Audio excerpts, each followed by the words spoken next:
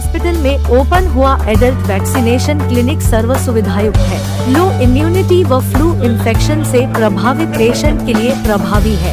Adult vaccination influenza, pneumonia व singles बीमारियों से बचाता है।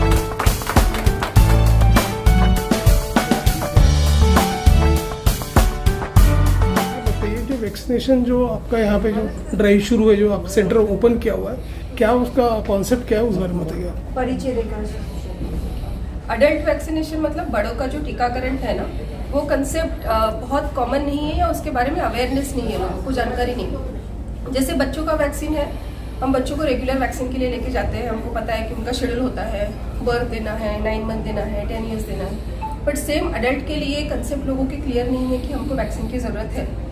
सो अडल्ट को वैक्सीन की ज़रूरत क्यों है? एक की जैसे जैसे उम्र बढ़ती है, प्रतिकार शक्ति कम होती जाती है। दूसरा, बहुत सारी बीमारियां हैं, डायबिटीज़, हाइपरटेंशन, कैंसर, वो सब में इम्यूनिटी कम होती है, जिसकी वजह से इन्फेक्शन का रिस्क बढ़ता है। फिर जो हम बचपन में वैक्सीन लेते हैं, उसका एक्चुअली जो प्रोटेक्शन होता है वो कुछ साल बाद घटना शुरू हो जाता है, और जिसकी वजह से इन्फेक्शन का रिस्क होता है। जैसे अभी हम देख रहे हैं, आज ही एक पेशेंट मैंने देखा मम्स।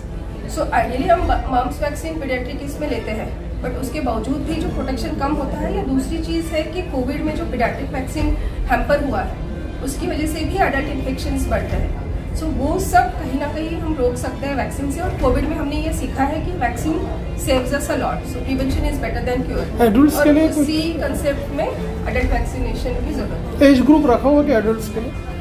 अडल्ट्स नहीं, हर कोई वैक्सीन के लिए एलिजिबल होता है, including adolescence and adult, depending on your risk factor कि आपको एज क्या है, कोमोबिडिटीज़ क्या है, डायबिटीज़ है, हाइपरटेंशन है, अस्थमा है, वो हिसाब से आपके वैक्सीन डिसाइड। वायरल फीवर काफ़ी बढ़ रहा है, लोगों की इम्यूनिटी कम हो गई है, ऐसे में ये कितना बेनिफिशियल है ये वैक्सीनेशन? फ्लू वैक्सीन होता है, फ्लू वैक्सीन हर साल लेना होता है और हर किसी को लेना ज़रूरी है। स्पेशली जो एल्डरली है, डायबिटीज़ है, कैंसर या और कुछ इम्यून सिस्टम डाउन वाले पेशेंट है, उन्होंने हर साल फ्लू वैक्सीन लेना चाहिए। फ्लू वैक्सीन लेने के बाद आपका फ्लू का कॉम्प्लिकेशन कम हो जाएगा।